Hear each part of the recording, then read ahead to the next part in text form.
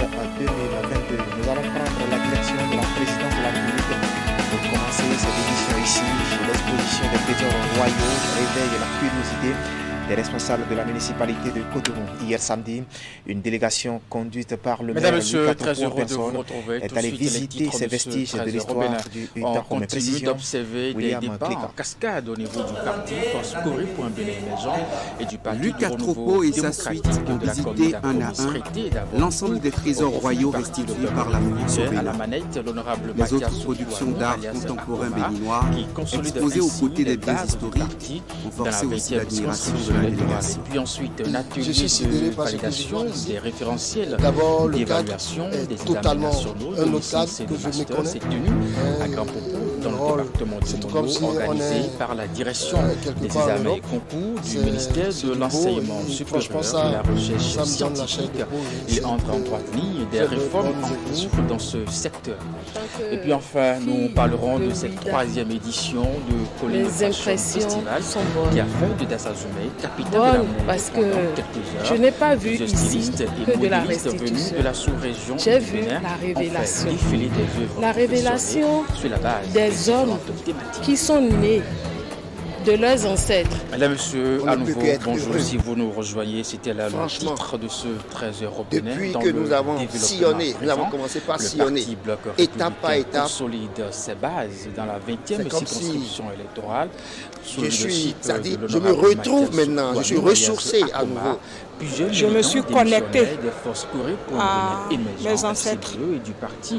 Ça m'a rappelé ce que les miens faisaient, ce qui est parti, ce qui est revenu. Même si ce n'est pas encore sacralisé. Son leadership et son management séduisent plus d'un dans le landerneau politique de la 20e circonscription électorale. Et c'est pour travailler avec lui, Mathias Kouanou, que beaucoup de militants des partis PRD et FCBE des communes d'Apromisrité et d'Avrancourt ont décidé de rejoindre la maison Bloc républicain. Nous, militants et militantes des Forces Corée pour un Bénin émergent FCBE de la commune d'Apromisrité, démissionnons de cette formation politique et réitérer notre ferme engagement au parti du cheval blanc câblé qu'est le Bloc républicain. Militants du Parti du Renouveau démocratique, PRD, adhérons officiellement et collectivement au Bloc républicain de façon libre et responsable grâce aux dynamiques de l'honorable Kouanou Mathias, Alliance Akoma. Nous, militants du Parti du Renouveau démocratique, PRD, de la commune d'Avrancourt, tournons définitivement dos à notre ancien parti et adhérons officiellement au Bloc républicain dès ce jour samedi 5 mars 2022. Je saurais finir sans saluer respectueusement l'honorable Kouanou Mathias alias Akoba, notre salvateur, l'imbattable, l'homme politique, le plus généreux, le bulldozer, très déterminé à faire du Bloc républicain un parti très notoire dans la 20e circonscription électorale et dans le Bénin en général. À Avrancourt, comme à Promisrité, Mathias Kouanou, soutenu par des responsables du parti Bloc républicain au niveau local, a accueilli à bras ouverts les nouveaux adhérents. Pour Mathias Kouanou, grand artisan de cette vague d'adhésion, les nouveaux venus ont fait le choix utile. Je remercie Dieu qui vous a éclairé et vous avez compris et vous avez choisi le Bloc républicain. C'est un parti très structuré, parti des femmes, parti des jeunes. Le système partisan d'aujourd'hui, je dis et je répète, ne permet plus aux partis d'une commune, d'un département, de siéger à l'Assemblée ou d'avoir même un maire s'il n'a pas 10%. Alors, pour avoir 10%, ce n'est pas facile. Ce n'est pas facile. Donc, vous n'allez plus jeter vos voix. Le ministre d'État, Abdoulaye Biochane, il m'a demandé encore de vous saluer, de vous dire merci.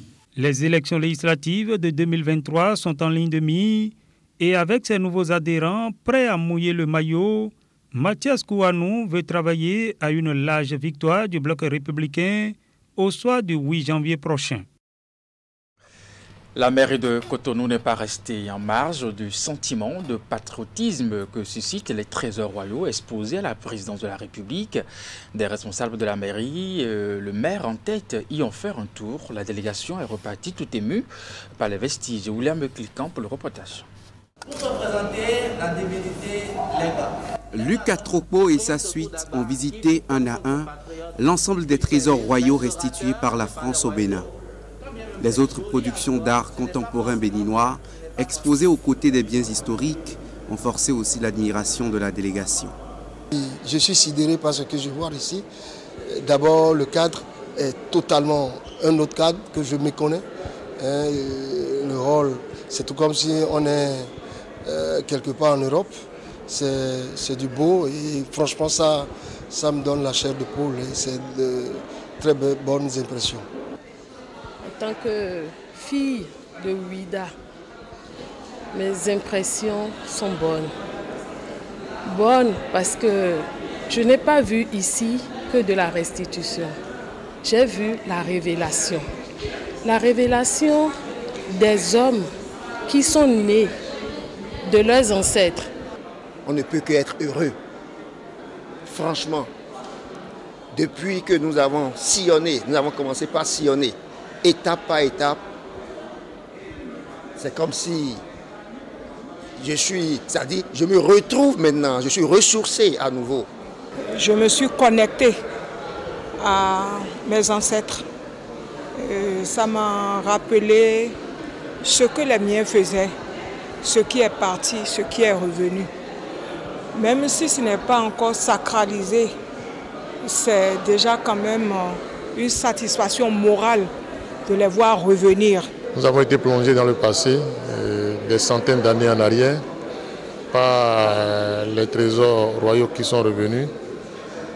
Largement, nous en avons parlé. Ensuite, nous avons plongé dans le présent, dans le contemporain. Il y a une synergie entre le passé et le présent qui capte votre attention au point où vous ne voyez même pas le temps passer. Les élus, cadres et même le premier des Cotonois exhortent les administrés à faire ce tour qui vaut Le message, c'est que tous les Béninois puissent passer par ici. Je vous l'annonçais en titre, un atelier de validation des référentiels d'évaluation des examens nationaux de licence et de master s'est tenu à Grand Popo dans le département du Bono, organisé par la direction des examens et concours du ministère de l'Enseignement supérieur de la recherche scientifique. Il entre en droite ligne des réformes en cours dans ce secteur. Reportage de Geoffroy Messan, Florent Dou. Plus jamais d'examen à l'enseignement supérieur sans les référentiels d'évaluation. C'est ce à quoi s'achemine le Bénin en organisant cet atelier qui réunit plusieurs têtes pensantes, cadres et autres experts de l'enseignement supérieur. Initié par la direction des examens et concours du ministère de l'Enseignement supérieur et de la recherche scientifique, ce rendez-vous se tient à l'hôtel Bel Azur de la station balnéaire de Grand Popo dans le département du Mono. Il est consacré à la validation des référentiels de compétences pour les examens nationaux de licence et de master. La mission que nous est assignée est une mission régalienne, très claire, qui fait suite à l'adoption par le Conseil des ministres le 18 novembre du décret 2020-551 portant institution des examens nationaux de licence et de master. Nous sommes à l'enseignement supérieur, nous ne pouvons pas organiser des examens sans les référentiels d'évaluation. C'est ce que nous réunit ici. C'est notre mission. Cet atelier est l'aboutissement de 12 mois de préparation. Sur la table des participants, des propositions de référentiels à apprécier, à analyser et à amender. Ce n'est pas un atelier de trop. Les référentiels que nous sommes en train de faire que nous avons commencé par faire depuis très longtemps, comme l'a dit le DEC, sont des référentiels nécessaires pour la conduite de tout bon examen. Cette rencontre intervient dans le processus de réforme en cours au niveau des examens nationaux de licence et de master. Elle est la résultante des activités d'évaluation des 3 premières éditions d'examens nationaux que le Bénin a connues.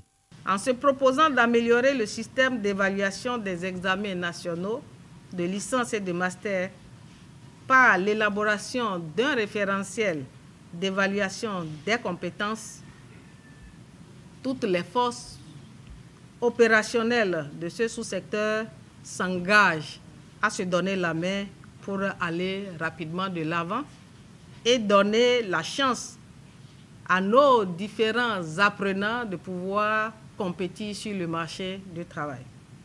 Il faut noter qu'au terme des 3 premières éditions d'examens nationaux, le Bénin a enregistré un taux moyen global de réussite de 49,76% pour 21 161 candidats au niveau de la licence, contre 69,11% pour 3 567 candidats au niveau des masters. Et pendant ce temps, le centre de santé d'Ayogbe dans la commune de Djidja est désormais fonctionnel. L'infrastructure vient d'être inaugurée. Il est prévu pour desservir l'ensemble de l'arrondissement de Zoukan. Sa mise en service va permettre de soulager les peines des populations sur le plan sanitaire. En effet, l'infrastructure a été construite il y a plusieurs années par le PAGEFCOM. Sa réhabilitation a été effective grâce à l'engagement du conseil communal de Djidja, mais aussi de la direction départementale de la santé du Zou. Plus de précisions avec Imet Elena Moussou et Georges Vaudounan. Délabré et abandonné il y a encore quelques mois, le centre de santé d'Ayogbe dans la commune de Djidja a maintenant retrouvé de la splendeur. Le bâtiment est rénové et vient d'être inauguré. Il est désormais prêt à accueillir les populations venues en masse assister à sa mise en service. Cela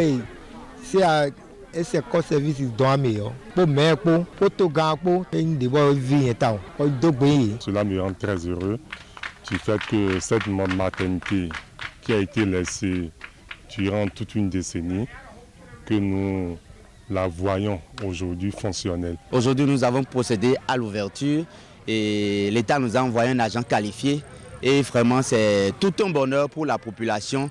Et vous aurez pu constater qu'ils sont tout en joie.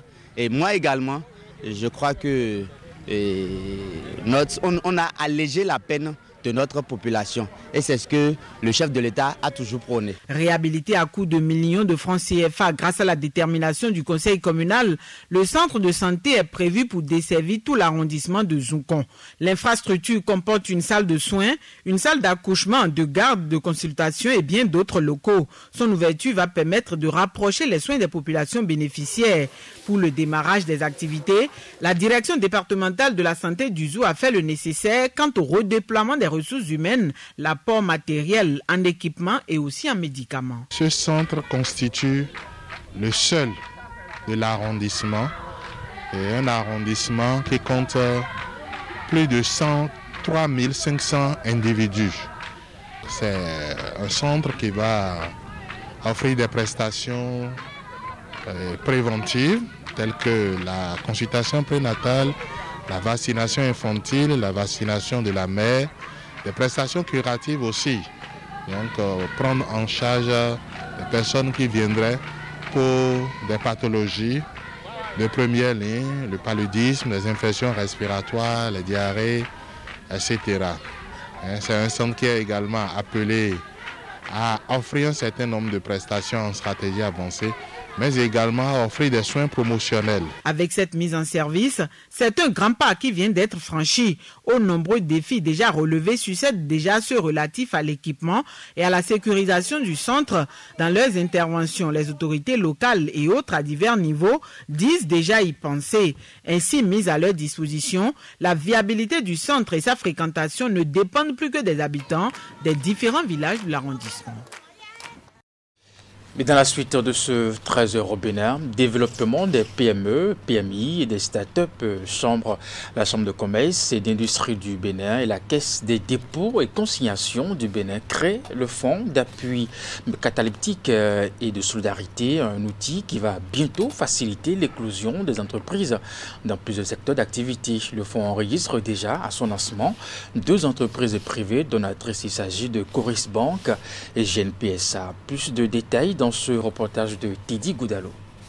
50 et 25 millions respectivement offerts par Coris Bank et GNPSA pour rendre opérationnel le fonds d'appui catalytique et de solidarité. Un dispositif mis en place par la CCIB et la CDCB en vue du financement des projets innovants et structurants des entreprises du Bénin et surtout du développement des PME, PMI et des start-up.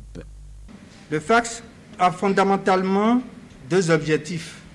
Innover en matière de financement et d'accompagnement, la mobilisation des ressources des entreprises, les projets d'expansion et de croissance. Le FACS est un instrument servi de tout le monde et que le principe qui gouverne le FACS, c'est le principe de la transparence. Quand on dit un fonds d'appui catalytique, on parle de solidarité, beaucoup pourraient penser à des dons. Certainement, il y aura des gens qui seront accompagnés, mais l'objectif, c'est de fabriquer des entrepreneurs responsables que nous allons accompagner de bout en bout jusqu'à ce qu'ils deviennent des champions. Donc le processus est décliné en 3 étapes. L'ambition du fonds d'appui catalytique et de solidarité est de faciliter l'éclosion d'au moins 100 entreprises dans plusieurs secteurs d'activité au niveau national et sous-régional. Ceci durant les 4 prochaines années. Cette rencontre traduit donc le lancement de la phase de mobilisation de ressources complémentaires avec pour objectif d'obtenir des dons ou des souscriptions pour accroître la capacité de financement. Et vous savez que les prêts bancaires ne répondent pas toujours aux besoins des entreprises.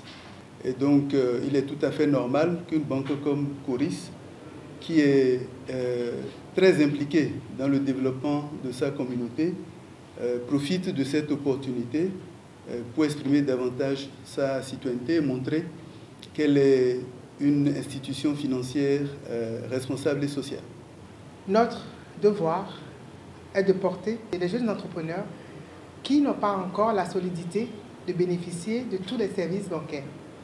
À travers un dispositif comme celui-là, on leur permet de pouvoir exister. J'invite les autres entreprises du secteur privé à nous emboîter le pas et à faire de même, sachant que, comme qui dirait, sans solidarité, il n'y a pas de performance ni durable ni honorable. 90 jours sont retenus par les équipes de la CCIB appuyées par la CDCB pour faire le tour des partenaires identifiés afin de leur présenter la structuration, le mode d'intervention et les facteurs de succès du fonds d'appui catalytique et de solidarité. Nous parlons mode à présent avec la 3e édition de Colline Fashion Festival. Capitale de la mode pendant quelques heures, Dassazoume a accueilli plusieurs stylistes et modélistes venus de la sous-région et du Bénin. Les créateurs ont fait défiler des œuvres confectionnées sur les bases des différentes thématiques et grâce à différents matériaux. L'événement, qui est une réussite, va aussi conduire au renforcement des compétences de plusieurs tailleurs de la localité. Reportage.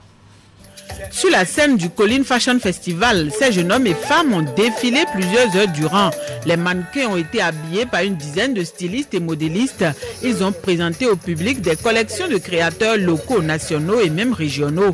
Les tenues allient agencement de couleurs, de tissus et matériaux divers. Leurs confections portent sur différentes thématiques et dégagent des messages parfois évocateurs. Nous avons beaucoup utilisé les couleurs du monde sauvage. Les forestiers, ils luttent depuis très longtemps contre le braconnage, mais cela persiste toujours.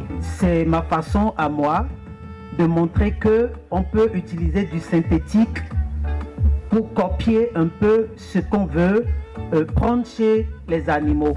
À travers ce défilé, les créateurs ont surtout mis en valeur des tenues traditionnelles qui remontent dans le temps, des tenues de ville, de soirée et autres. En organisant cet événement, les promoteurs du Colline Fashion Festival entendent célébrer les talents des créateurs ainsi que leur créativité, une façon de contribuer à révéler notre pays au monde entier. Pour en arriver là, ils ont dû surmonter plusieurs obstacles. Beaucoup de difficultés, mais par la grâce de Dieu, on est content parce que ça a été une réussite pour nous. Nous ne pouvons qu'appeler la population et toute l'Afrique à nous soutenir pour que désormais la mode soit révélée. Le chef de l'État, le président Patrice Talon, a vu juste en voulant faire de notre pays une destination touristique. C'est pour dire que Colline Fashion est venu à point nommé pour accompagner cet élan du gouvernement et des efforts que nous fournissons déjà. Je voudrais souhaiter un bon vent à ce festival. Colline Fashion Festival est à sa 3e édition. L'initiative concorde avec la vision de développement de la culture et du tourisme prônée par le gouvernement.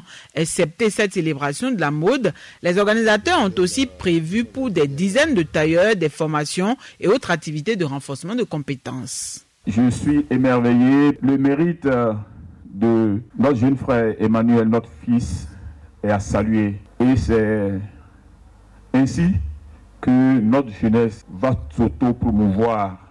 C'est ainsi que la jeunesse participera activement, elle aussi, au développement de notre pays. Il y a 3 ans, il y a 4 ans, ce n'était pas comme ça. Ça veut dire qu'il y a eu évolution. Il y a eu l'évolution, c'est parce qu'il tient et il croit à ce qu'il fait. Ça, c'est une qualité de quelqu'un qui entreprend. Tu honores la commune de Dassa, tu honores les collines qui honorent le Bénin. Dans leur démarche, les promoteurs pour la réussite de l'organisation ont bénéficié de l'appui de nombre de bonnes volontés. À ces différents fils de la région, un satisfecit a été décerné. Les distinctions d'ambassadeurs à eux remis visent à susciter chez d'autres personnes l'envie de les appuyer prochainement, notamment à travers des accords de partenariat. Et avant de prendre congé de vous, rencontre des compagnons Melvin Jones de Lions Club International District A103 A4. Elle vise à mobiliser les fonds au profit des couches vulnérables. C'était également un moment de réjouissance pour les participants. Reportage. Soirée de cœur des compagnons Melvin Jones du Lions Club International District A103 A4. Un moment de réjouissance et surtout de collecte de fonds au profit des couches vulnérables. Cette soirée de cœur des compagnons de Melvin Jones, dirons-nous, vient à point nommé. Notre objectif, comme vous le savez, c'est de pouvoir récolter des ressources financières pour participer à œuvrer au mieux-être et de meilleures conditions de vie à des humains comme nous.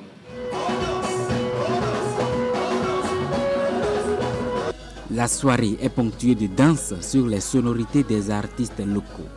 Nicanor,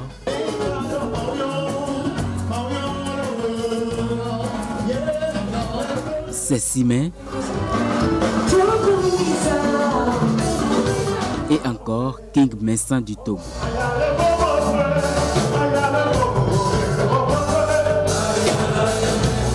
Plusieurs membres du club Lyon ont également fait leur entrée dans le cercle des compagnons de Melvin Jones. Un grade qui se matérialise par l'obtention d'une plaque, d'un pins et qui certifie leur appartenance à ce regroupement international. La présente soirée du cœur est une collecte de fonds organisée sous le couvert des compagnons de Melvin Jones, le fondateur de l'association internationale des Lions Club. Chacun d'entre nous ici présent a, par sa présence, voulu faire parler son cœur. Et par-delà l'acte ici posé, c'est la joie et le brin d'espoir que nous apportons aux populations démunies.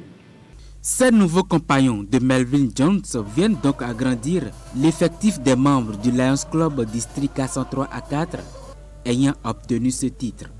Au-delà de cette soirée, le travail va se poursuivre dans les clubs respectifs pour inscrire bien d'autres personnes dans les annales des compagnons de Melvin Jones. Mesdames, Messieurs, c'est bien la fin de ce 13h au Bénin. Merci de l'avoir suivi. Le programme se poursuit sur Canal 3 Bénin. À 16h, votre bulletin d'information. À 19h30, la grande édition de la soirée. Portez-vous bien.